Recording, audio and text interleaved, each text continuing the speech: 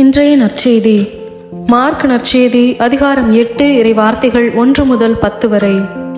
அக்காலத்தில் மீண்டும் பெருந்திரளான மக்கள் கூடியிருந்தார்கள். உண்பதற்கு அவர்களிடம் ஒன்றுமில்லை.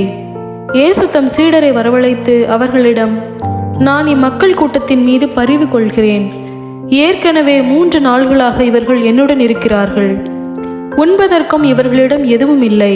நான் இவர்களை பட்டினியாக வீட்டிற்கு அனுப்பிவிட்டால் வழியில் தளர்ச்சி அடைவார்கள். இவர்களுள் சிலர் நெடுந்தொலையிலிருந்து வந்துள்ளனர் என்று கூறினார்.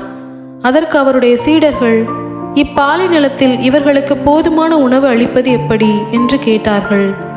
அப்போது அவர் அவர்களை பார்த்து, உங்களிடம் எத்தனை அப்பங்கள் உள்ளன என்று கேட்டார். அவர்கள் 7 என்றார்கள்.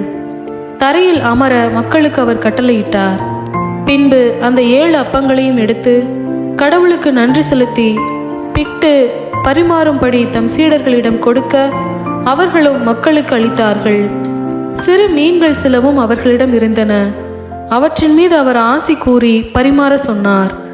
அவர்கள் வயிறார உண்டார்கள். மீதியாயிருந்த துண்டுகளை 7 கூடைகள் நிறைய எடுத்தார்கள். அங்கு இருந்தவர்கள் ஏறக்குறைய 4000 பேர். பின்பு அவர் அவர்களை அனுப்பிவிட்டார். உடனடியாக தம் சீடருடன் படகேறி தல்மனுத்தா பகுதிக்கு சென்றார்.